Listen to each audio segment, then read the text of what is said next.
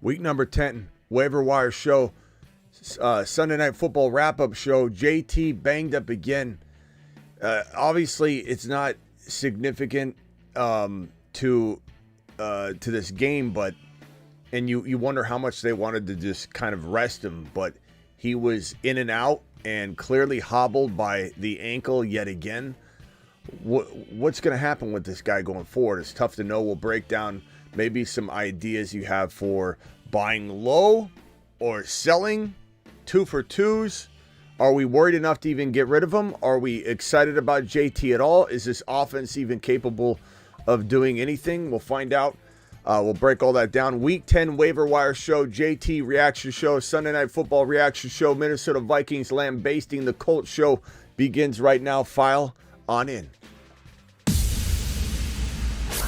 Live from the FantasyFootballShow.com studios. It's the Fantasy Football Show. Live! Monday through Friday, 8 p.m. Eastern. Smitty is also live whenever news breaks. Live whenever news breaks. Live after the Sunday night game. Live after the Monday night game. Live after the Thursday night game. Live after the Sunday afternoon slate of games to review everything. And then, we're back live after the Sunday night game to do the Waiver Wire Show.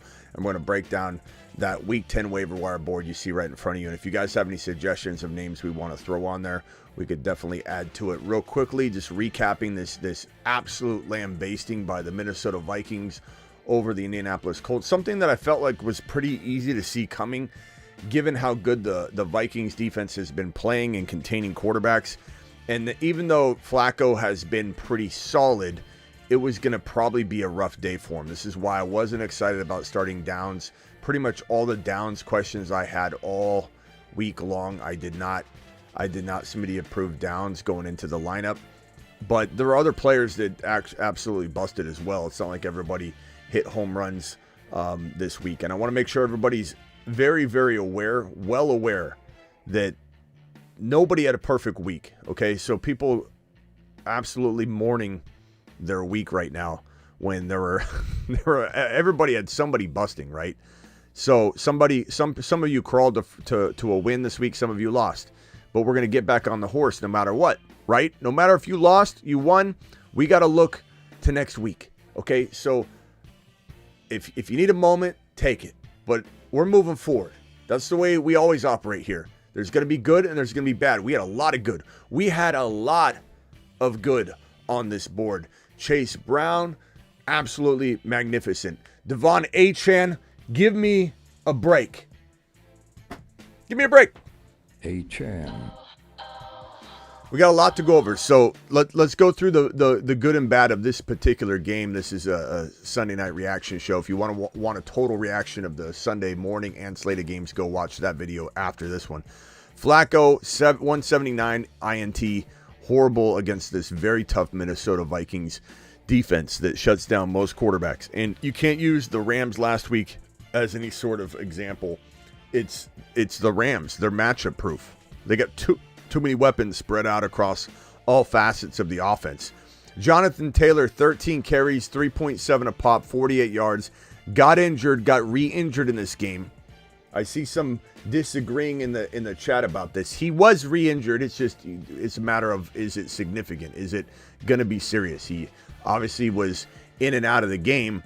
I don't know what's going on with it. I know that he's got Fragile Freddy ankles, and I'm just not feeling really good about JT right now. And he was a buy low, I admit, and I'm not selling him dirt cheap. I'm not running away from JT if I own him, but I don't know how I feel about this offense in general. I don't know how I feel about the game script that this guy's going to be looking at game in and game out. I don't know. We'll have to play it by ear based on each and every offer and conversation we have about JT, but definitely banged up right now at the very least. We'll see what happens walking into next week. Joshua Downs, 6 for 60. Wasn't a bad day. I mean, he got you 12 points in full PPR. It's not horrible. Alec Pierce, 3 for 41. Just awful on this side of the football. There's nothing here. Everything's over on this side of the football. Sam Darnold, 290 and 3 TDs. Sam Darnold, 14 rushing yards. Aaron Jones, could have had a better day, but this man did pretty well, getting 64 yards, considering the situation and the game flow. But 21 carries, he just didn't get the good yards per pop, so it ended up being a pretty low number. JJ was magnificent, 7 for 137. Oliver, touchdown. Addison, touchdown. Addison, 5 for 42 and a touch, was a nice day. Hawkinson, 3 for 27. Nothing crazy. Not a very eventful game. Probably, honestly, one of the more boring games of the week. Like, I sat there just going, it's really boring. Really boring game. I hate these games. Sunday night should be loaded. It should be just an absolute firestorm. But this was very, very boring. And part of it was because this side of the football, the Colts side of the football, couldn't get going. They didn't run this man well, and he apparently is injured again. I don't know that he misses a game. I'm not trying to suggest that. We have no idea. We just came out of the game. We're live reacting. I don't even know how injured he is. I don't even know if they're going to call this hour to hour, day to day, week to week. We have no clue. We're literally going live during the game. While the game is ticking down, about 2 minutes left, this live stream is up. The live chat is chirping. We're in here conversating, and as soon as that clock hits 0, I go live. I have no time to even research because nothing's even posted about JT yet. And we got to come in here and just live react and say, he got injured. I don't know how bad. But he got injured again. And they certainly didn't use him well.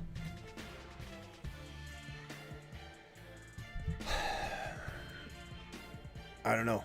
I don't know what to make. We're going to roll into the Week 10 waivers. Then we can discuss this on the phone line too. Open it up to discussion. Because honestly, we need to know. Why are people arguing? There's a couple people in here arguing he's not hurt. Stop arguing he's not hurt. I know you own him in 75 leagues, bro, but he was injured during the game. Doesn't matter if he came back in. He's banged up again. He clearly is hobbled, and who knows what damage he did playing on that with adrenaline. It's definitely not something that you just brush off. He's injured again. His brittle ankles are injured again. Hang tight. We'll go over that on the phone line. You can certainly call in and have your beef with it if you want. Running backs to pick up for this coming week. There are a number of really solid options still on waivers. It's dwindling. It's getting smaller and smaller. The board is shrinking as we each week. Let me get some sort of something I can highlight these guys with. Okay, here we go. Go back to this screen and paste this bad boy on here. Davis is the top. Davis, Mason, and Garendo are the top pickups of the week. If there's anything you get from me this week, hear me on this. And I cannot guarantee you that this will end up playing out the way that I'm describing it. But you got to keep in mind that this is the same way and approach we had in regards to this exact situation walking into week 1 when there was ambiguity around it and it was a win-a-league potential situation. Same thing going on here. Jordan Mason is getting cut in crazy amounts of leagues. Isaac Garendo is a waiver wire guy released to the wild again walking into this week in an uncomfortable amount of leagues. Garendo. These two gentlemen are back in the wild. Not in every league, but in a lot of leagues, an uncomfortable amount of leagues. We're back in win-a-league stash, sleeping giant mode here again. Somebody asked me last night, who is the biggest sleeping giant running back that's out there? Is there somebody that's a league winner? And my conclusion was Mason and Garendo. They said, what? Mason and Garendo. They're back full circle. These guys are now hiding in the lurch right now while everybody's assuming everything's going to be absolutely A-okay with Christian McCaffrey. Mason and Garendo together are going to be a sleep. Doesn't matter if Mason's injured. Doesn't matter if Garendo. The duo is going to once again be a potential, not a guarantee, not a lock, but a potential league winner. And people let both these guys go walking into week number 9. Many people did because they were on a bye week, because injuries are striking, because there's all kinds of things going on. Other players are on a bye, obviously. You had a lot of chaos in week number 9. A lot of people came to me and said, Smitty, all week long, who do I cut? And they give me 4 really good guys. I don't know. Those are really tough cuts. I don't know how you're going to decide that, John. If I had to cut somebody, I'd cut this person. This dilemma that everybody struggled with in week 9, heading into week number 9, is why Mason and Guerrero hit waivers in an uncomfortable amount of leagues. So if you ask me, Smitty, find me the win-a-league players on this board. Davis is one of them.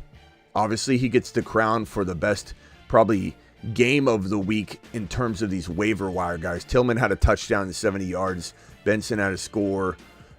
Davis was phenomenal. Stafford was great. Obviously, Gesicki as a tight end. You can even put Gesicki, give him a crown over there at the tight end spot. I don't mind giving him one. Let's give him one over here. We'll do a dual crown situation here. Davis gets the crown.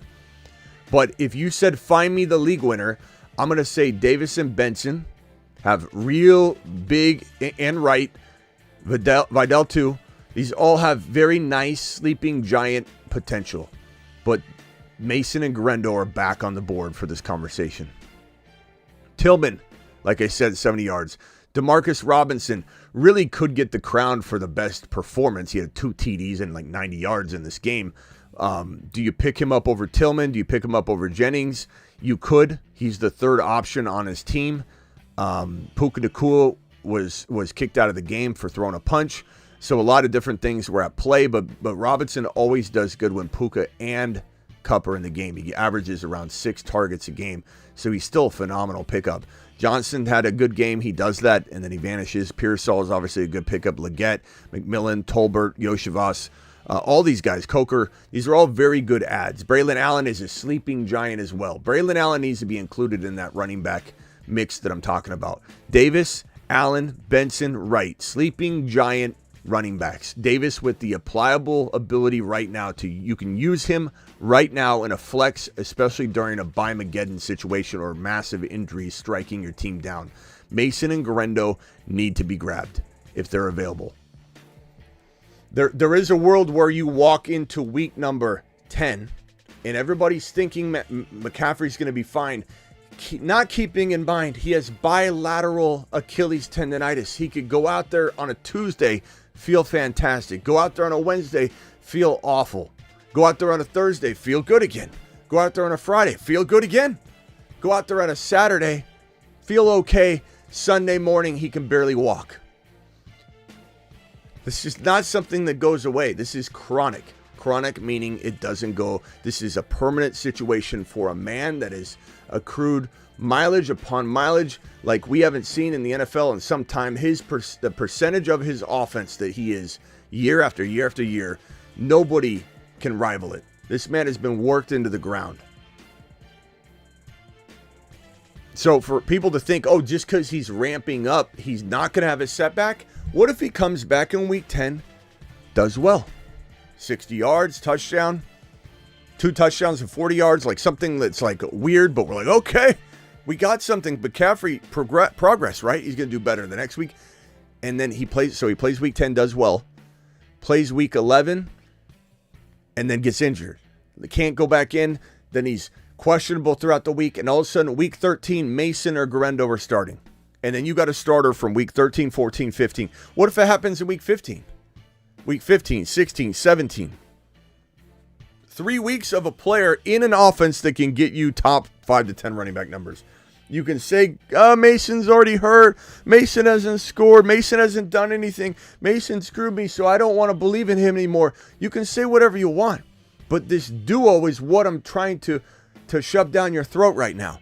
The fact that the duo is guaranteeing you a start if McCaffrey is unable to go, which is a very likely situation and scenario, looking that we have 10, 11, 12, 13, 14, 15, 16, 7. We got a handful. We got 2 handfuls of weeks to go. We got almost, what did I say? Week 10, 11, 12, 13, 14, 15, 16, 17. 8 weeks.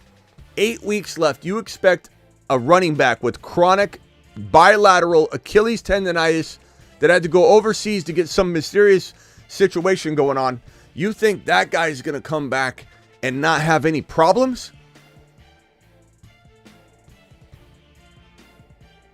Winter League running backs. There are still some left.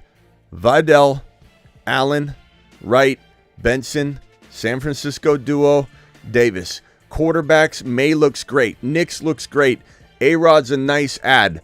Russell Wilson and Fields if you dare. Superflex, Fields. Superflex, Hill. Superflex, Penix Jr., stash him. Superflex, deep Superflex. Willis in case Love can't stay healthy. Stafford, make sure in 1 QB he's not available. Nix, make sure in 1 QB he's not available. Nix is better than Caleb Williams. Listen to the words coming out of my mouth. This might not settle with you well. If you're a Bears fan or a Caleb supporter, Nix is better than Caleb Williams. Drake May is better than Caleb Williams. Of course, JD5 is better than Caleb Williams.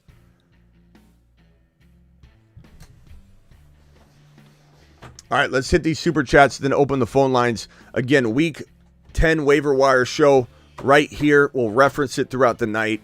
These are your players. Gesicki went absolutely crazy without Higgins in the lineup. This is a staple going forward if that's the case. And honestly, I think Gesicki's a must start anyway, like at least to the top, in the top 8 to 12, levels. Taysom Hill, probably a must start in that 9 to 12 tight end ranking level. A fantastic super flex addition. Theo Johnson in New York did some good stuff in this one. Yeah, that's what we're looking at here. If anybody thinks there's another player that should be added, I'll look up the percentage of ownership and we'll take a look at it. Gesicki had a day. Gesicki. JSN, I don't think he's available in enough leagues, bro. Let's take a look. You could be right. If you're right, Ziggy, I don't think he's available. Ziggy, so let's take a look. You could be right, added to shopping list. Ziggy off. Good Lord. Where did he come from? Okay, Jackson, Smith, and Jigba. Let's see how many. No, he's only available in 10% of leagues. You can't add him on here. But it's a good one to talk about for sure. Good player to talk about, no doubt about it. Okay, trade offer. This is from Curry. Trade offer, my neighbors and ETN for Hill and JK. I'd take Hill and JK on just the upside of, like Hill and neighbors are not in different situations, and you get JK at least. I think you go that route. Trade my Jacobs and Ingram to get Laporta and Puka. I would take Laporta and Puka. Very much so. Smitty, what are the chances I win? I'm 145.8 to 118. Other guy has Rashad and Kelsey, PPR 27.6 differential. I'd probably say this is 50-50. Alec, I don't know. You have a really good shot. You have a really good shot. I mean, the odds of both his guys going nuts are low to a degree, but anything can happen, obviously. Saquon, A.K. Achan. Thank you for the super chat, by the way. Saquon, A.K. Achan. What running backs you got, bro? To the moon. Three-headed monster. Appreciate you convincing me to buy low on Achan before Tua came back. Let's go, bro. Let him cook.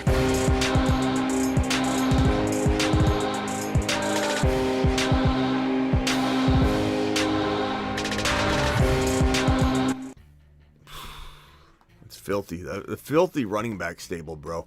Congrats on the Achan.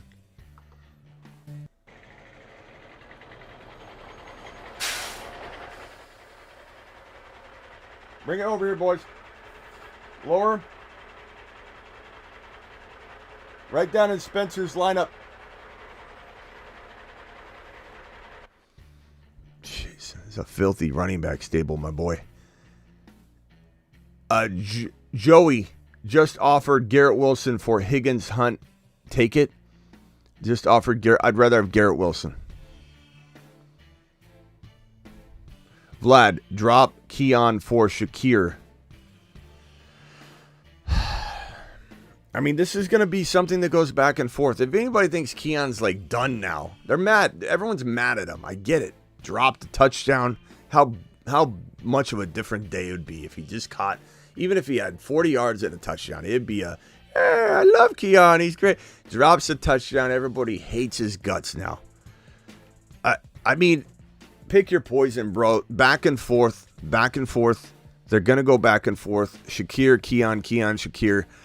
You want safe, go Shakir. You want higher upside, go Keon. But there is room for disappointment, and Josh Allen is spreading the ball around like crazy. I have a super squad, and I got hurt today. Okay, Wes, let's see what else you got going on here. Hold me. Let me sing you a 90s song. Okay, thank you, Wes. Appreciate you.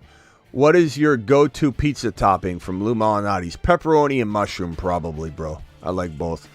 And I want to make songs for this channel, says Wes. Thank you, Wes, for the super chat. The only way to really make songs for this channel is to just, call in live and live perform, bro. We're not playing beats that are already created or anything like that. There's no music. We don't play anybody else's music on here. This is all a cappella. Not on this channel, baby. All a cappella. Why is Robinson taking from Kyron and Cup? I don't know, Leo. He's always used pretty aggressively. All right, let's hit these phone lines. Thank you for the super chats. Let's hit the phone lines. Anybody have any JT questions or thoughts? Dial in. Call into the show. Call into the show.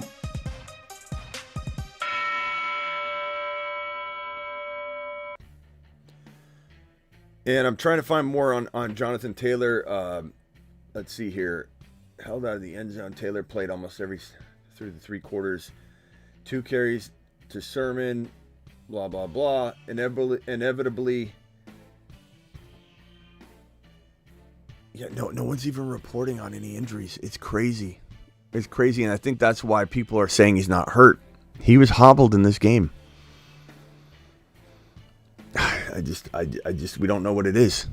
Sebastian, you're live. It's probably ankle. That's all it is. Hey, Smitty, what's going on? What's up? I just wanted to ask, where are we at with the Colts offense? Because, we just saw Joe Flacco. He got completely shut out. But, last year, Anthony Richardson came out, top 5 quarterback, and then disappeared this year. So, where are we at just with the Colts go forward? Well, number one, this is kind of how I thought it would go this week, though. And I think if anybody's trying to draw a general conclusion from tonight's game, they're missing the point that the Minnesota Vikings shut down quarterbacks all year except for Matt Stafford and a very, very matchup-proof Rams team. The Rams are matchup-proof. I don't care if they play the KC Chiefs, Kyron's going to run. I don't care if they're playing the Minnesota Vikings, Stafford's going to throw. Kupp and Puka are going to catch. And I know that the Rams were off today, but that happens. Sometimes weird matchups can throw teams off or whatever, but I have no qualms about that. I know that the Rams are what the Rams... I know who they are. As far as this Colts team, they'll be better with better matchups. They'll be really, really bad in really tough matchups, and Flacco's not it. This is what I said last week.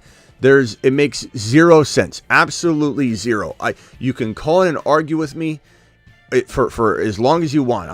You're not going to get through. You're not going to get through at all. There's no argument. Nothing makes sense in terms of putting in Flacco instead of AR5. It makes zero sense. Absolute zero. There's nothing to gain by it.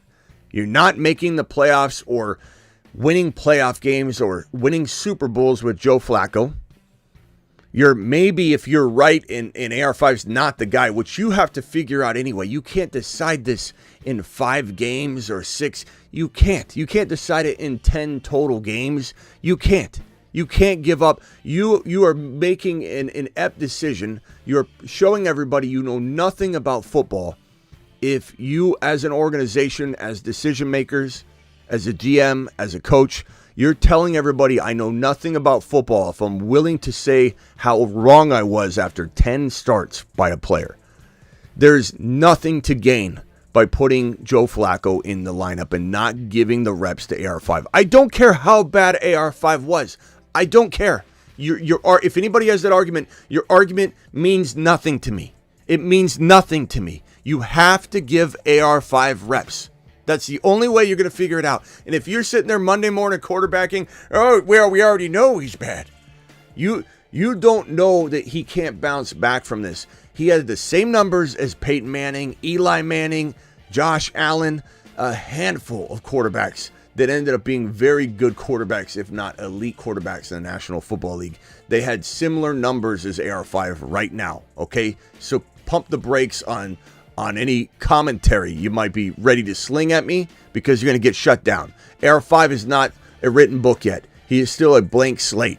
Now, it is choppy. It doesn't look great, but we've seen some good. We know he's got a cannon. He's got to make better decisions. He's got to read defenses. But this is not something that is you can't just decide to sit him. You're hurting his confidence, number one, if you even have hope for him at all. They say they're not ready to give up on him. And if that's true, and that might be just posturing, maybe they want to trade him. If something happened behind the scenes, maybe they haven't told us about, sure, maybe that comes out and I walk this back because I realize there's something new to this, but I don't think there is. Seems like a high character guy. He's out there high-fiving his whole team. He's standing right next to Flacco. He's trying to absorb right now. He's handled this beautifully. He's not complaining or crying or whining. He says he's going to take it as a positive. He's going to learn from it. He's going to get back up on the horse. And I just don't know what their plan is. Why would you do this? Why would you not want him to get reps? This is a throwaway year anyway. And if he plays worse, you're going to improve your draft pick, positioning. It doesn't make any sense at all. So we're writing him off for 2024, at least for now? I still do think he has potential. I have a sneaky suspicion. I have a sneaky suspicion that Flacco doesn't last but a handful more games, if that. Not just because, could he get benched again? Sure. But does Flacco get hurt? Does Flacco not last? Does AR5 finds his way back in the lineup somehow, some way? And then we'll get to see what's in store for him. That's my prediction. So not maybe, that's my prediction. And so if that ends up happening, I'm not saying it comes true. I'm just saying that's what I'm telling you that I think will happen.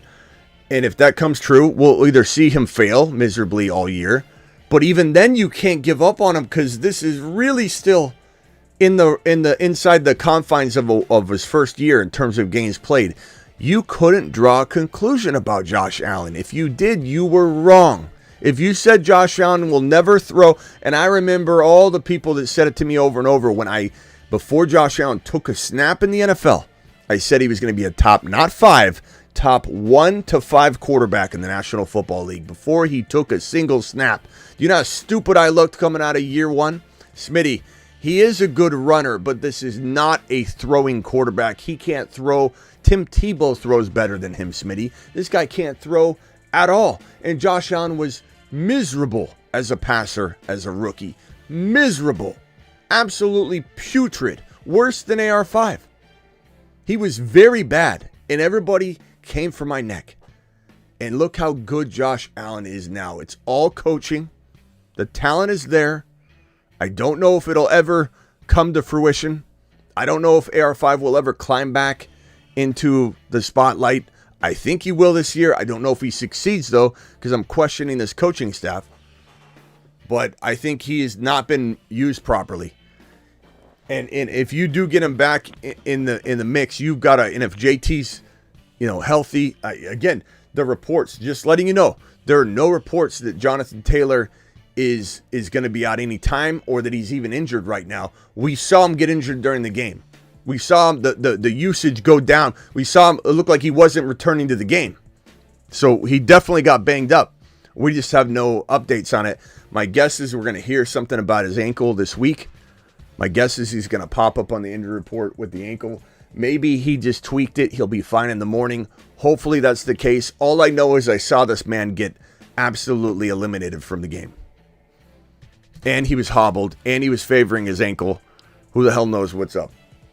But if he's healthy, I would just say this. If you want AR5 to succeed, if he gets back into the lineup, and I do predict either through injury in the next game or two or benching, whatever, AR5 gets another shot. Especially when you lose this bad and you realize, what are we doing?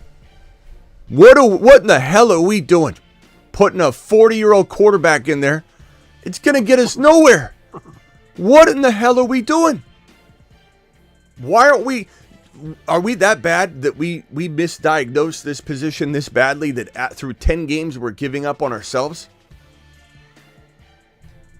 I think he's in there, and if you want him to succeed, you better run the hell out of the ball. You better turn this into a run-first team that doesn't include AR5, and then let AR5 manage the game. And then when the game is on the line, he is the kind of guy that can put it on his shoulders, run 40 yards down the field, slide, teach him to slide, you kick a field goal to win. Not a pretty win, that's the win AR5 is going to give you right now. Or you are in a gritty game, your run game, JT, whoever is in there, you're rotating, whatever. You've got a good run going. It's 13-10. And AR5, you're down by 3. There's a minute and 20 seconds left. AR5 puts it on his shoulders, runs a touchdown in for 14 yards, untouched, along the right side of the field. And this man shows you that he has the innate instincts when he's set up right, when you give him a successful, positive game script, and you don't make this guy go out there and try and be a gunslinger yet when he hasn't been taught how. Josh Allen couldn't go out there and be a gunslinger until he was taught how. Dable turned him into a monster. Just like Shane Steichen turned Jalen Hurts into a monster. When Shane Steichen left and came over to Indy, so Shane Steichen made Jalen Hurts, molded and sculpted him, came over to Indy to mold and sculpt AR5, and he's failed miserably. Go ahead, Sebastian. And then I got to move on to the next caller. Okay, I just wanted to see where we at with Sam Darnold. This is more of a real life question, but just as an NFL quarterback, is he stock trending up? Do you see him as like a Brock Purdy, or do you think it's like a unicorn year? God, it's so weird. This is the year of...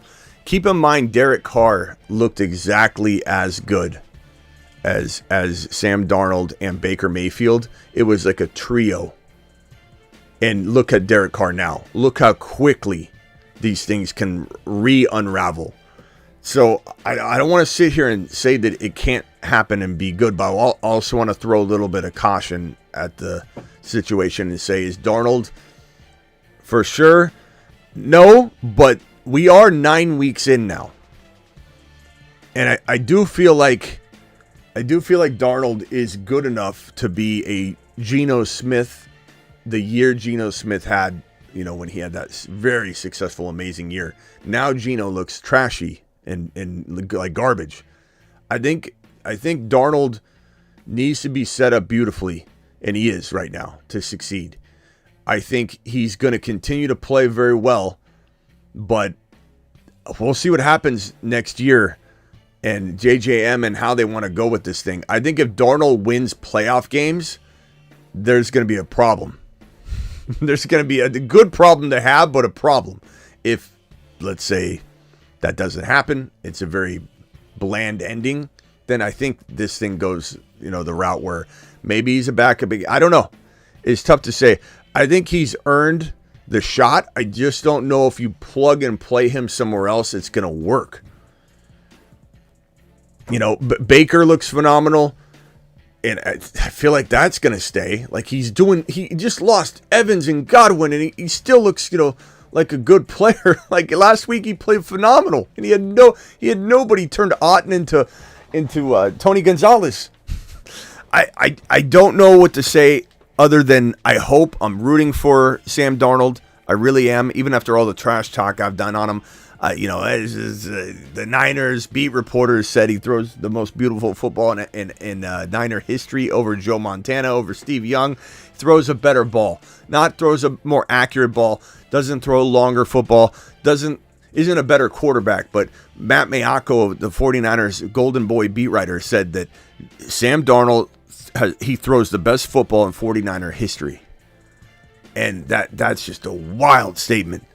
And to Matt Mayako's credit, he's been balling out, So I don't know. I don't know what to make of it. I will say that Flacco looked really good right away.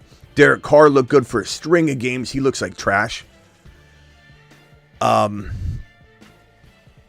continued to play well. I don't know.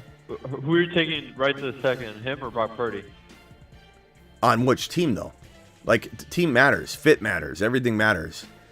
If I'm drafting a team from scratch on the Vikings, I mean, Sam Darnold's a fit there. Brock Purdy fits in San Francisco. Sam Darnold fits in Minnesota. I think they're system guys more than they're elite players, but there's some great football players, qualities in both the guys. They're not just system guys, but they are very much more system than they are elite.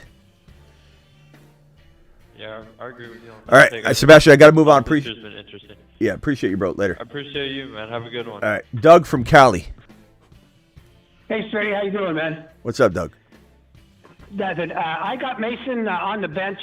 Gorendo is a free agent right now. I'm sitting on two tight ends, Arden and T.J. Hawkinson. I'm thinking of dropping Hawkinson to pick up Gorendo, but I do have a good stable of running backs. I would make a trade. I think Hawkinson could be traded. I don't know. I mean, he had an okay day. I think people were expecting the world. I don't know why. But I think in this complex tight end position, lacking climate that we have going on in fantasy, I think you could probably cook up a trade. And keep in mind, Gorendo, you're only hearing this from me. Gorendo was on a bye. Christian McCaffrey's coming back. Gorendo's kind of we don't know. Maybe he's the 2 right now in a lot of people's minds. Mason, I even asked Raj, RSF 49ers, once Mason's healthy, is Mason the backup to McCaffrey? And he's like, yeah, Shanahan loves Mason. Like, he's earned that job. Doesn't matter if he's faltered or gotten banged up. He's earned the job. I don't know if Raj would feel differently, now, because that was about a week and a half ago or a week ago. But, or no, I think it was coming out of the week 8 game. So he hadn't, it was just the bye week. So yeah, he hadn't played again or anything. And I asked him that after the game because Mason got hurt again. But I don't think you're going to be struggling to pick him up off the waiver wire unless somebody's watching the show. I think everyone's going to be like, he's the 3rd running back. McCaffrey's coming back. Let me go find greener pastures. So I think you got time. But I would try and make a trade. It kind of makes sense because he is sitting on waiver wires and anybody could have picked him up and nobody has that. Yeah. Part of it is because he was on a bye, though, but I don't know that people are racing to get him unless. But the risk you take is, if you wait too long and then the news breaks that McCaffrey is looking like he could probably play week 10, we think. And you're like, wait a minute. He was going to suit up. Now he's maybe going to play. That's the same thing we heard, for other players. Yeah, they look like they're trending in the right direction and they don't play. I don't know. Okay, yeah. I'm just gonna. I'll leave it as is because I have a good stable of running backs. I got Bijan, Jacobs, Mixon, Chase Brown, and the kid from the Giants. All right, Tracy. Bro. Yep, Tracy. So yeah, I got a good stable. So I'll just let it go and I'll keep the 2 tight ends. Yeah. All right, bro. Okay. Thanks, man. Later. Take care. Bye. Yep. Bye. And by the way, there's video footage of JT walking around. Looks relatively healthy. He doesn't look too hobbled or anything like that. I'm hoping he walks into week number 10 without any problems. We'll have to see. But right now it doesn't look like he's in any sort of pain walking around, so that's good. And let me just real quickly, before I get to the phone lines, guys, hang tight for me real quick. I got Eric on hold and Will. Eric, I'm going to go to you next, but just hang tight and mute yourself if you can for a second. I'll be right with you. And don't forget, in week number 10, we've got Seattle, the Raiders, Green Bay, and Cleveland all on a bye. That is week number 10 bye weeks. I'm going to put that on the screen so we can reference that as we go, but that's critical information as we walk into the remaining part of the show, and discuss all this stuff. But all right, there we go. Bye weeks. Let me go over to Eric. Eric, you're live. Thank you for taking my call. I wanted to touch on 2 points. I know you touched on this point time again, but Mason and Garendo, like, I can't believe people are dropping or one of them. You know, like, we're getting into the nitty gritty of the season, the entire season. CMC, like, we don't know what's going to happen when he gets back. Like, I can't believe people are just dropping them too. You know, those are, like you said, they're both league winners, you know? Yeah, I don't get it, bro. I mean, that's what I'm saying. Like, and we're back in the exact same boat we were in. Walking into week 1. Like, Mason and Grendo were league winners. You know, we put this board up constantly, and we said, make sure you got Mason and Grendo with McCaffrey, because if he goes down, they win leagues. And Mason, even though he can't close it out for you, he's helped. If anybody's in a position to win their league that has Mason, he's been a big part of helping you do that. He's been a league winner for sure. But they're back in league winning position again. And it's amazing to me. So Davis, Mason, Garendo, Benson, Wright, Allen, Vidal, those are all really good running back prospects to be league winning running back, sleeping giant risers. So just know that if you're hitting your waiver wire.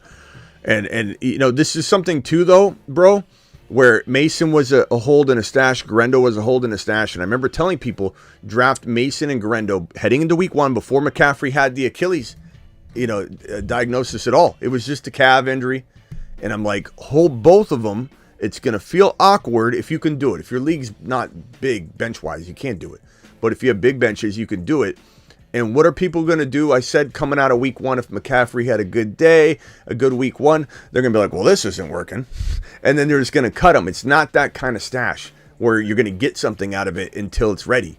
Now, McCaffrey could come back in this week 10 scenario and get 30% of the work.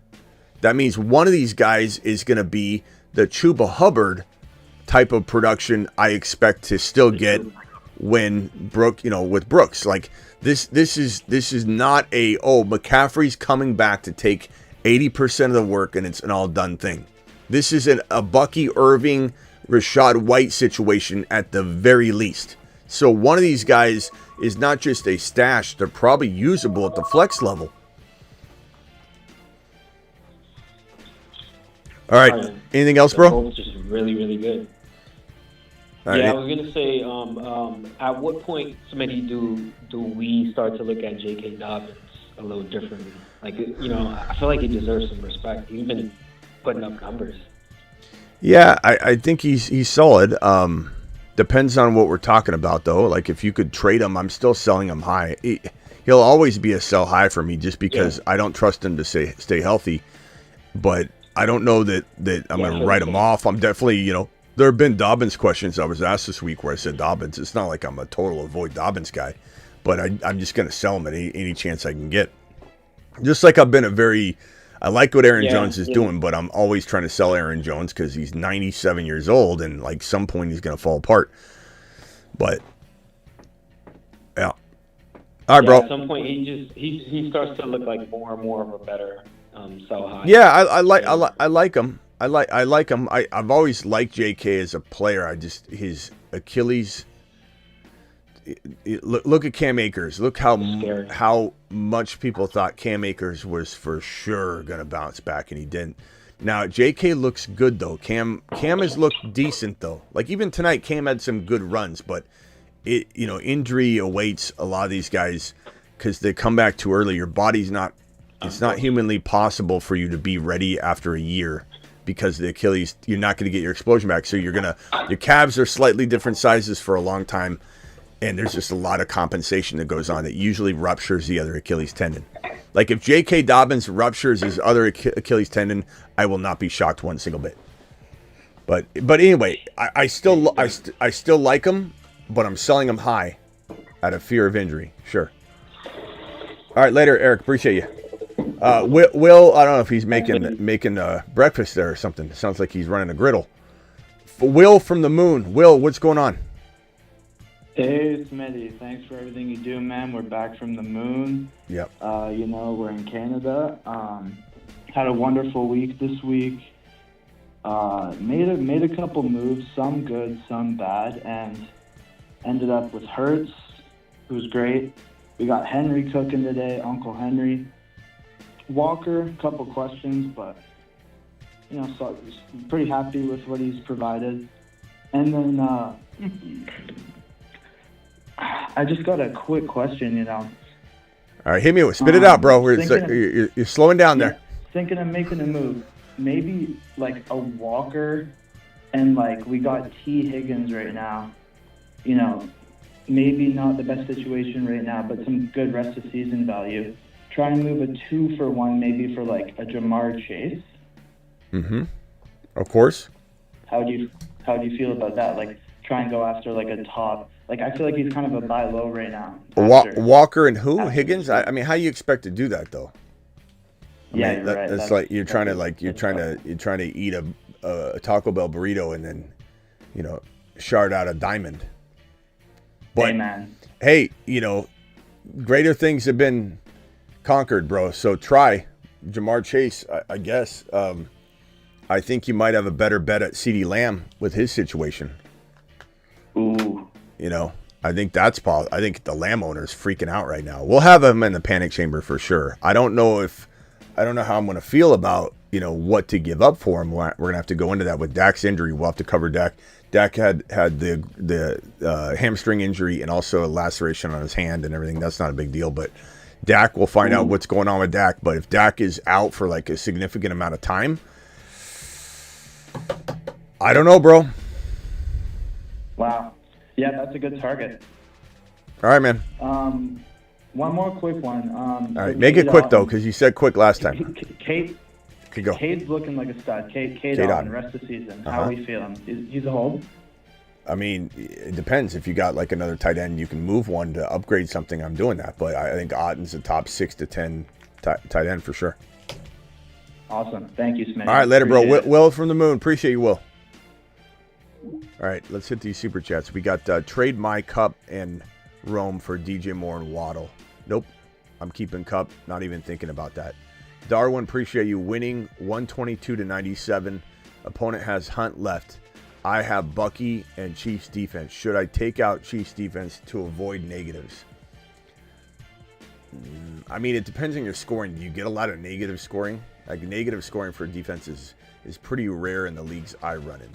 But if like that's something where they surrender like 20 points and then you get minus 10 or something, like I would have to say, look at their scoring. Have the Chiefs ever scored negative in your format? If they have, then I suppose you could look at that. But you know what? That's scared, bro. That's playing scared. Like Darwin, to be honest, if my team's going to lose because of that, I deserve to lose. I want to lose. If my players are going to score me negative points and I've got to take them out of my lineup to win a game, I'd rather lose. So I'm not doing that. That's playing scared. I meant it because of the news. Bills get bad sign on wide receiver Keon Coleman after leaving Dolphins game. This is Vlad. I don't know. But Josh Allen should have thrown a touchdown. He threw a touchdown pass to Coleman. Coleman dropped it. So I don't buy any sort of the Dolphins have Keon Coleman's number as a rookie. We have no idea what they have on Keon Coleman. This is not something that has been established. If Keon Coleman dropped a touchdown pass, where would Algier fit in on the waiver wire board? That's a good question and probably a good player to throw on here. I'd probably say right around where Allen is. So let's put him on here. That's a good one to add. I mean, he still is available in a plethora of leagues. So we're going to put him on here. Algier, doing it live. Appreciate that suggestion. He's a good addition. What do we got here? Thank you, Murph. Appreciate you. Just lost now 5-4. Any moves? Jordan Love, Baker, Taylor, Achane, Kyron. Your running backs are off the hook. Even if Taylor, it appears he's not significantly injured at all. Walking up to JJ after the game. They dapped it up. Taylor's walking without a limp. But what happened to him? If he's not hurt, the title of the video is Jonathan Taylor hurt? If he's not hurt, I'm even more alarmed.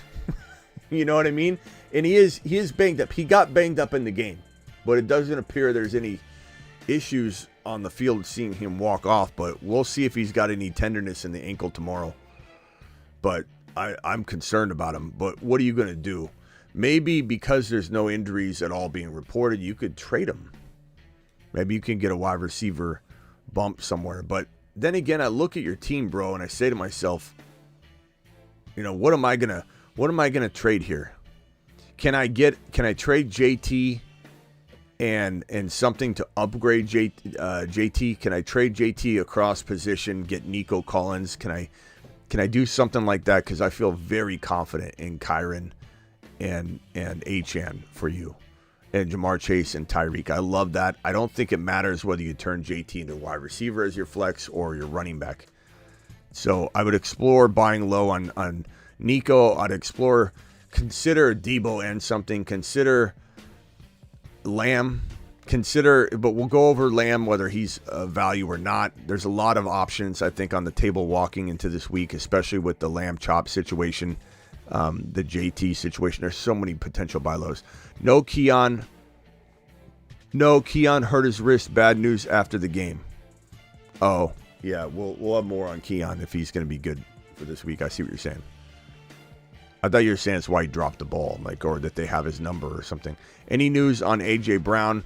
Not yet, but not good, bro. Not good. A.J. Brown, knee injury, probably going to be out some games. Smitty, should I trade Amon-Ra 1-for-1 for Achane? I think they're pretty close. It depends on your need. If you need an RB, I'm fine going Achane. If you need a wide receiver, I like Amon-Ra about as much. They really are near even. I would say that maybe Achane has a tiny bit more trade value, so you ask for something. Worthy and McMillan need 5 to win. I'm probably going to go Worthy, bro. Is there risk to it? Sure. Yeah, AJB, I'm going to guess, is out multiple weeks. Call into the show. Call into the show. I'm going to guess multiple weeks. We don't know, though. We're totally guessing. Tyreek Hill, he's making everybody nervous, bro. At least he had a decent game, though. You know, at the end of the day, Tyreek came out with a rather solid line. I don't even know where my Tyreek Hill graphic is. Chase Brown. God, Chase Brown did good. I got Tyreek Hill here somewhere. Look at this guy. McLaurin, 2 TDs. Chase Brown was a monster. Trade Aaron Jones away depends on what you can get. You know, not everybody can be traded away. 724, what's your name? Where are you calling from? You're live. Hey, Wes. Well, this is Wes from Long Island. What's up, Wes from Long Island? What can I do for you? Yo, so we're live? Yeah, why?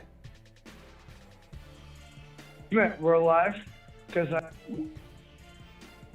There you go. All right. Appreciate everybody. Let's see here. What else we got? Tyreek. Kyler needs a discussion. Kyler does need a discussion. What do we do with Kyler? What do we do with Kyler? I don't know, bro. I'm not sure. They wonder why I drafted Achane, Monty, Pollard, Rashad White, Ramondre. Well, anybody that wonders why you drafted Achane's gotta check themselves. You guys are absolute straight savage. Achane to the freaking moon. Achane to the mother freaking moon. Sebastian, you're live. What's up? Outlook on the Eagles going forward. I'm personally pretty concerned about them after seeing some of the things I saw today. Yeah, I mean, how could you not be? How could you not be, bro? Definitely worried. But at the same time, I think the Eagles are a team that I don't know. They're a team that can definitely look like one thing one moment and then look like something else the next moment. You know what I mean? And Barkley's a big reason for that. Like, they run Barkley right, they look unstoppable if they do it right. It gives them balance. I think the problem is going to be that you've got no A.J. Brown, so what's the pass going to look like now? Is Hurts going to get inconsistent? I think the problem is Sirianni. I think a lot of, especially Niner fans, and I got my buddies, my Niner buddies, they absolutely hate the Eagles. They constantly trash talk the Eagles. Most Niner fans do. And I think it's easy to like say, okay, they might be right now that the Eagles look shoddy. They look very, very hot and cold. They look very, very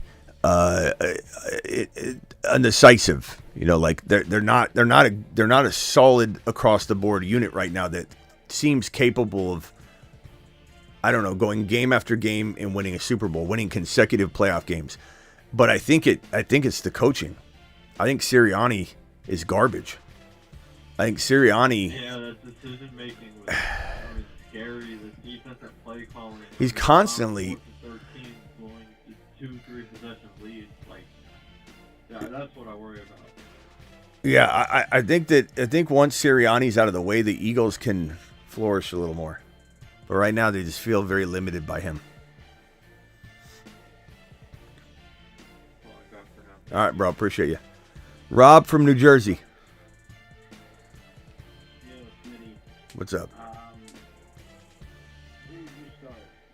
Bucky, Irving, or D-Hop? Bucky. Bucky looks good. Really? Yeah. Even with the playing the Chiefs, they might be down. I mean, are they? I mean, it's probably going to be a close game. I don't know, bro. I mean, Bucky just seems like they throw to him, they run him. I know the Chiefs are tough. I don't know. Let's ask the chat. Would you rather start Hopkins, guys, off of a mediocre, game one, but like still upside? I don't think we can draw too many conclusions from Hopkins' first game. And Andy Reid said he's going to get a lot more work. But do you guys think that? What do you guys think? Do you guys think that it's a situation where Hopkins explodes, or what are we looking at? Chat, vote whether you. Bucky's been consistent, like putting up decent numbers, but I think Hopkins with another week under his belt could be at least catch a touchdown or something. But you never know. Yeah. All right, bro. What are people saying? 'Cause I'm not looking. Yeah, they're saying Bucky, Hopkins, Bucky, Hopkins, Bucky. It's more Bucky than it is Hopkins, but there are some Hopkins votes. And I don't, trust your gut, bro. Trust your gut. I'm up by 2. I got Kelsey also, and he has Rashad White, so I'm just trying to play it safe. I mean, if he's got Rashad White, you could play Bucky, and it probably balances out a little bit, but I don't know. That's a tough one. You could also have the run game get neutralized, and then Chiefs are passing. I mean, Hopkins has potential still. I don't know. It's a tough one. I'll see. I just think Bucky looks really good. He looks really good. All right, later, bro. Yeah. Thanks, man. Bye. Yeah. All right, Steven. What's up, Smitty? What's up? You're live. So we're talking football. It won't really be fantasy related. I guess you can make it. But did you see all the stuff that Michael Thomas was posting about Derek Carr? Yeah, we talked about that on the earlier show, on the wrap up show. Crazy, man. Like, why is he coming out and want to say this? Like, the dude hasn't played in like 2 years. I know, and how bad was he? How does he have room to talk about someone being bad? Yeah. Like Slant Boy fell off the face of the earth. His problem is that what happened to Olave happened to him. He blames Carr for his decline and all his injuries. He blames Carr for giving him hospital balls. But the truth is, it was disgraceful how he did it. It's one thing to feel a certain way, but it's another to like hit social media and be a disrespectful person to the degree he was. It wasn't like he went out there and and said something or was asked in some sort of, commentary fashion, like, hey, what do you think? Well, I think Derek Carr, he's got to stop throwing the ball over the middle. I felt this. I'll be honest with you. I felt this. I felt like I could have had a longer career, or something like this is him on Twitter going, this guy's, just trashing him, this tweet after tweet after tweet after tweet. Yeah. So whether people agree with it or not, and Carr did throw a hospital ball up to Olave. So I'm not saying the MT isn't making a point that we all would probably make. It's disrespectful. You're a player, you have a responsibility too. And the fact that, you washed out, and you're going to blame it all on Carr, but you washed out early and you had a great career going and you couldn't stay healthy, and you're going to come out here and blame everything on Derek Carr? It's just wild, bro. It's wild. I'm kind of curious to see, like, if the Saints are going to, have to face any repercussions, or if they're even going to step into this. I mean, surely. Repercussions? I would hope they do. What do you mean, repercussions? Yeah, I mean. For what? Like, or give, like, Thomas, like, consequences, like, get him off the team or something. I just think it's a very toxic look going forward, He's not on the team. Michael Thomas isn't? He's No, still he's not. not. I thought he was still on the Saints. No, he's in. There's no. Wow. They can't give him repercussions. Yeah, that's my fault. I thought he was just on the Saints, but was never active. No, bro. Oh, my fault. Yeah. No, I just thought I didn't know. I'm sure you. They're gonna slap him on the wrist anyway. Crazy. They're gonna go over to his house and give him a spanking. Yeah. Like, what? They can't do anything. All right, bro. Anything else? Toxic situation. No, man. Other than that, just I was shocked. Just obviously with what you're just saying, I'm shocked with the whole MHJ situation, man. I'm baffled. Every week I go into expecting them to put up numbers. He's got the talent. They wasted a top 5 pick, and they don't even look his way, man. He's getting the separation. I mean, they just got to throw the ball up to him, man. Yeah, I really don't get it. Part of the problem is they're giving him a bad, like, they're giving him a like too much of a downfield route tree. They're just like sending him on almost Calvin Ridley missions, from Jacksonville. Just go downfield, and they're not utilizing him properly. And number two, even in that, he's getting open, like you just said, and Kyler needs to throw it to him. Like, this is a jump ball specialist. Let him go up in a congested environment and come down with the ball. I think he's proven he can do that. This is not an MHJ thing, even though it's an MHJ production thing. But this is not an MHJ thing. This is 100% a Cardinal Kyler Murray play calling situation problem. But so is he literally just a boom or bust going forward this season? I mean, he feels a lot like Calvin Ridley last year. You're going to sit him and he's going to go off, and you're going to play him and he's going to have spotty games. And you just got to figure out, can you put him in your flex spot and roll with him? Because you sit him, you're going to miss the opportunities he has to have he's got a capability of being a 150 and 2 touchdown guy any moment. It's not his fault. And that's what I was looking at. I was like, well, if they're winning games and they're not, I was kind of, going against myself. I'm like, okay, maybe they, make a possible run at playoffs or in that division, and then later in the season they kind of like saved him, and. Well, that's what they're at. That's what they're at now. They're in first, so. All right, bro. I appreciate you. Later. All right, let's hit these super chats here. Get these off the books. Neighbors and Hopkins for Achane and Goddard. I'm gonna say, give me Achane, baby, all day long, and twice on Sundays. You need to get way more than, or if you're getting Achane, you get Achane. Let's see here. We got Justin Jefferson should be a supernova. Well, the supernovas are already locked in, bro. It's easy to Monday morning quarterback supernovas, James. But we're not, adjusting those. Those are locked in off-season stuff. Gesicki still, thank you for the super chat. Gesicki still startable when Higgins comes back. I think so for now. Yeah, I mean, could I see him disappear a little bit again? Yeah. You hung up on me, Smitty. Wes, we couldn't understand. You kept saying, "Is this live? Is this live? Is this live? Is this live? Is this live?" Okay, so Wes, hold on. Let me see if I could find Wes's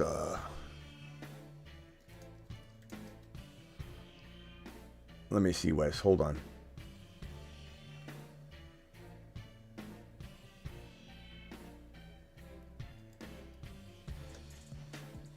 Wes from Long Island, right?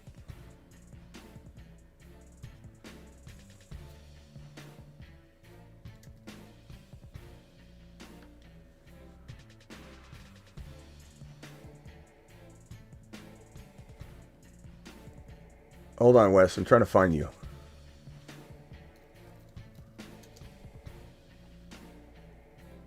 Wes, try calling in again, but I don't know if you got another number or something. I don't know. Try dialing in again from another. Do you have another line? All right, Wes, appreciate you. Okay, Matt, appreciate you. I traded Dobbins and Reed for Pickens and Tracy. Dobbins and Reed for Pickens and Tracy. I take Pickens and Tracy. Olave and Lamb, Hurt, Walker, and yeah, I'll be 5-4, steadily falling apart. Yeah, I mean, I don't know, Dobbins and Reed. I probably take Pickens and Tracy, but it's really, really close. Dobbins is playing well. Reed's great, but he can be hit and miss. Pickens is kind of a dog that you could, I think, need to bank on in your situation. So I'll be okay with that move. But both sides are solid, bro. Both sides are very solid. Traded Ramondre Stevenson for Chris Olave on Wednesday. I'm sorry, bro. I mean, you can't beat yourself up over that.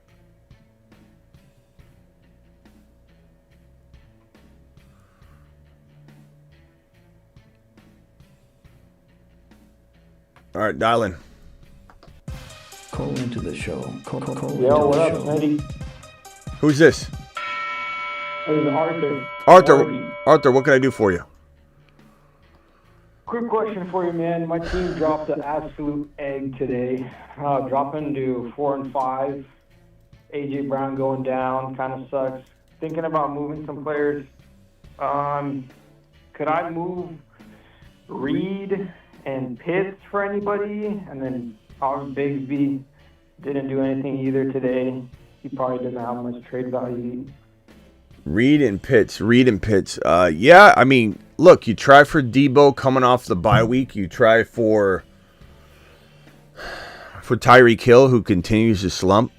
You try for... Would you rather keep Otten over Pitts? Right now, by a hair. But, Yeah. bro, that could change with the wind. I mean, it really could. Yeah. That's a tough one. Yeah, I sat him and started Otten. He hasn't played yet, but Pitts dropped an egg, only one reception. Wes, call back in. I found your number here. Call back in, Wes. I'll get you on the show. What else you got, bro? And I got the Mason CMC cuffing. Durando's on waiver. I'm holding all three of them. I don't know. It's so crazy, bro. It's so crazy how people are just running away from Mason and Grendo. I get why they're tempted to, just because they're not sure they can hold them, and I get it. But like, man, we're back to win a league potential for these guys. I'm so excited to roster them. And Mason. I mean, Wes, can you please turn down the background noise? This is why you probably got hung up on. Got it. Just mute yourself. Mute yourself real quick, Wes. Yeah, I got it. This is the live. Are we live? Are we live? Are we live? Are we live? Wes, come on, bro. Wow. Some 90s music. What? Okay. Okay.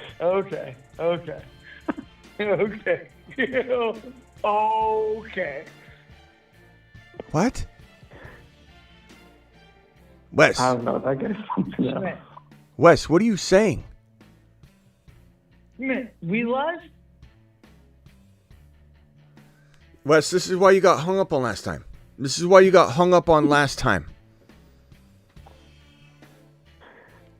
Arthur, back to you. What else can What else can I do for you? I gave you another shot, Wes. I gave you another shot, and you crapped the bed hard.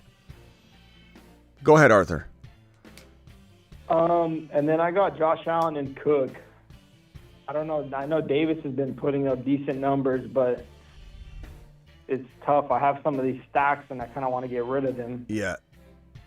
Yeah, hold on. Would you try to get rid of Cook and then pick up? Wes, turn down the background noise, please. Mute yourself real quick, Wes. I will. Are you here? Okay, Wes is done. Wes, you're done. You're done. Don't try again. God. Okay, I'm sorry. Ask your question one more time. I thought I'd give him a shot. I didn't know if Wes deserved our attention, but clearly he doesn't know what he's doing on the phone line. At least I don't know. But go ahead, Arthur. I won't interrupt you again. I was saying, should I try to get rid of James Cook? I mean, I could pick up Davis off the waivers, get rid of James Cook, and maybe Mason for somebody. Yeah, I mean, like James Cook for Hill, James Cook for Debo, James Cook for a player like that, sure. But do I still think James Cook has a lot of upside? Yes. Yeah, it's a tough one. All right. Yeah, I guess I'll just try to look into it. I don't know, man. My team's kind of falling apart. Well, keep at it, bro. The buy low shows tomorrow. We'll help get you going. All right, I'll call in tomorrow if anything. Yeah, let's figure out something tomorrow. Let's let the dust settle a little bit. All right, later, bro. But don't cut Cook. I don't think he meant to cut Cook. He just meant trade him. All right, later, bro. No. All right, Papa Giorgio, you're live. Hey, man, do you think if I give you a quick run through of my starting lineup, you can tell me if I need to make a move or not? Because my team put up about 30 points this week. Yeah, go ahead. Somebody said Wes is young Denny. All right, go ahead. Read your team off real quick. All right, we got Jordan Love, Jahmyr Gibbs, Bucky Irving, A.J. Brown, Justin Jefferson, Cade Otton, Puka Nacua. Started the Saints defense, but I have the Lions, and Will the Thrill Ricard, Minnesota kicker. Well, I mean, A.J. Brown being hurt does not help matters. Puka and JJ are fantastic wide receiver 1 and 2s, though, already. Gibbs is an amazing 1. Bucky's sketchy, but I kind of like it. I mean, what are you going to do? In order to make a move, which I'm not opposed to this, but the only player is to trade JJ. I don't even know Gibbs off of a good game, but not a great game. I don't think Gibbs could even do this. You take JJ and you turn him into 2 monsters. Yeah. Go ahead. Sorry. I play in a league with all guys from Minnesota, so they all want JJ. So there you go. I think I could juice value out of him. Definitely. I was thinking there's a guy who he's middle of the road. He's got Brees and Drake London. I was thinking maybe I go Brees, Drake London for JJ. Hell yeah. Hell yeah. And London's hurt right now, but I don't know that it's a big deal. So I definitely, I definitely do that. JJ for London and Hall's awesome. And just a little. The only thing I think about with Brees and London, and the reason I haven't sent that trade yet is just because of bye weeks. And I know if I keep JJ, I'm gonna have him play every week until the playoffs. I only have 5 weeks left. What's your record? So that's, I don't know. I'm gonna be 4-5, and a lot of the teams are kind of where I'm at right now, 4-5. We have some smashers, some 6-2s, and then a few. We have 2 1-7s or something like that. So, do you think if I go for that trade, I can just weather through these bye weeks and squeak out, get into the playoffs? Because if I get in the playoffs, I think I got a pretty good shot to go. I just don't know. Well, I mean, London's not gonna hold you back from that, So. Yeah. I mean, think of it that way. Yeah, he's got a great plan schedule too. Yeah, I'm not, because you're getting 2 players here. Hall might have his bye, but you still get London, so it's not like you're getting crushed there. I mean, I just wrote your team out: Love, Gibbs, Hall, Puka, AJB, London, Otton, versus just having JJ but no Hall, no London. I like your team better here, but and I take the chance on London.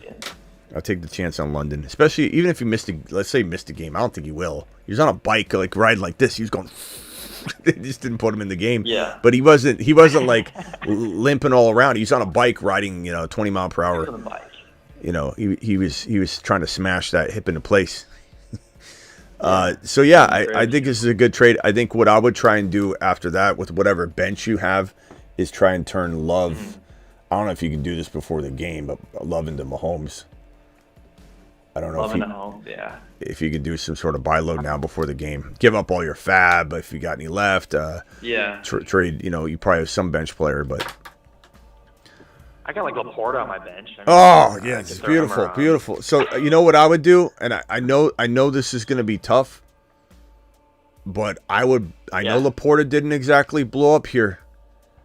I mean, it's going to be hard to trade though. You put your balls on the line here. Laporta's got the bye week out of the way.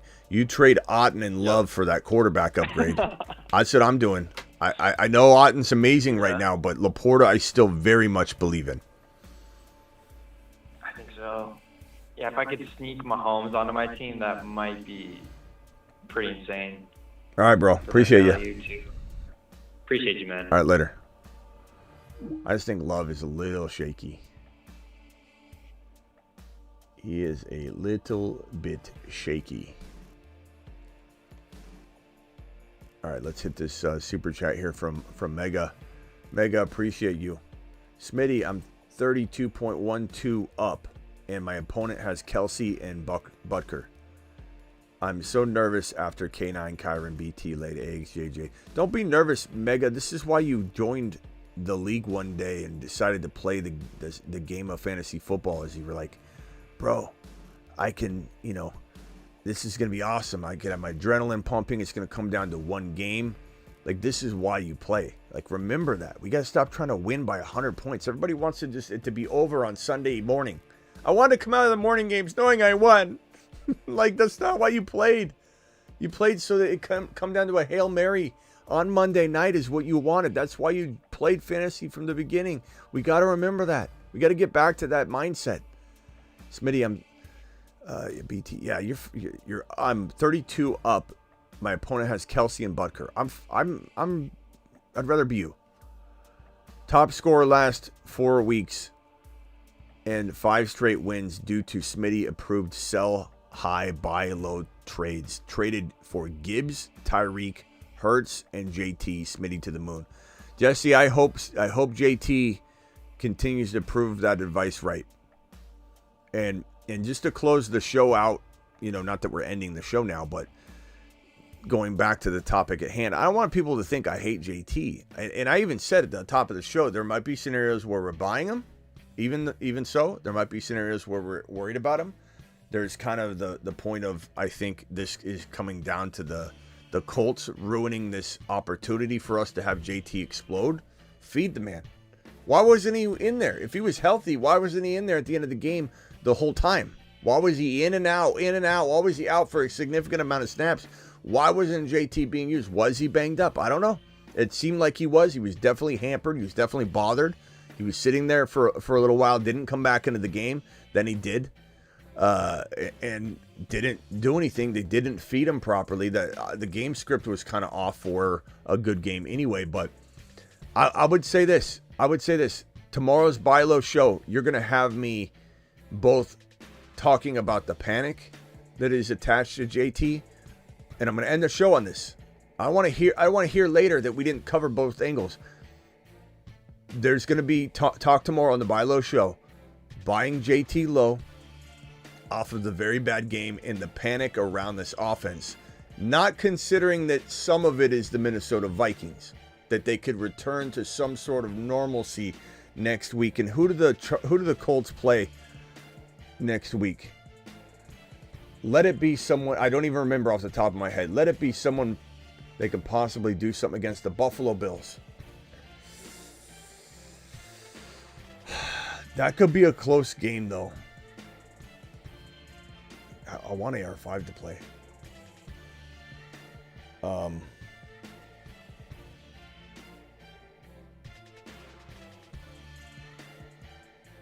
The Buffalo Bills are a pretty solid matchup against the run. So this makes some good sense. I think this is a hold. I think it's a good sell high moment if someone's desperate for an RB and they're willing to overlook the one bad game and they say, look, I know what he did the week before. I'm willing to pay last week's price. He's a good sell in that situation, but he's also a very good buy low. Keeping in mind that his owner sat without him for 3 weeks and he just dropped a dud game. So there is some buy low opportunity. He has a mixed schedule. He has Buffalo in week 10, the Jets in week 11, the Lions in week 12. New England's a solid run matchup for JT in week 13, bye week, which is kind of a problem in week 14. And then Denver, Tennessee, the Giants. Denver and Tennessee are 2 tough run matchups, relatively tough. So there you go. It's a mixed bag. It's a mixed bag of buy low, sell high, hold medium or low. You're not selling low. You're not selling medium. You'll sell high or you don't sell at all. Is there risk involved with JT? Yes. Does he seem like he was banged up tonight? I believe he was. I think we maybe hear more about that tomorrow. Maybe we don't. I mean, it's not the easiest schedule. He really only has the final week, week 17. He has a good New York Giants matchup. He only has 2 very easy very good matchups the rest of the season aside from that week 17. So there's some good and bad.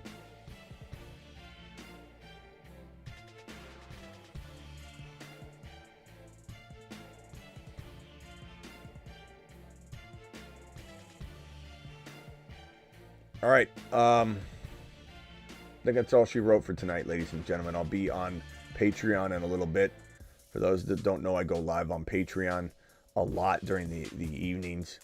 They're recorded, so as soon as I'm done, I post it as an article essentially, and you can replay it at any time if you aren't up for the live streams on Patreon. The live streams on Patreon are just one aspect of the Patreon. The other aspect is the live chat environment where you literally could go in and talk live constantly. Appreciate you all.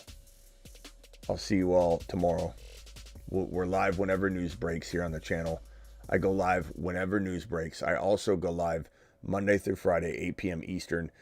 Time zone changes, understand those. I go live now at 6 p.m. Arizona time instead of 5 p.m. And I believe California is still going to be... I think California is still 3 hours difference, right? I think Arizona just we don't change, but we're in a different time zone. Arizona's wild. Like, we're the only ones that don't really change, but everyone changes around us. So our time zone changes, even though we didn't change times. We don't change our clocks. But just know that the time zone changes here. So I'll be live at 6 p.m. Arizona time, 8 p.m. Eastern. I keep it Eastern so that it never changes. 8 p.m. Eastern every single Monday through Friday. Additionally live whenever news breaks, which means we'll probably be live at some point tomorrow. Tomorrow we're doing buy lows. Tomorrow we're doing panic chamber / buy lows for week number 10. And then, of course, we've got the Monday night game and all that. I'll see you guys all tomorrow. Thank you to my super chatters. Appreciate you all.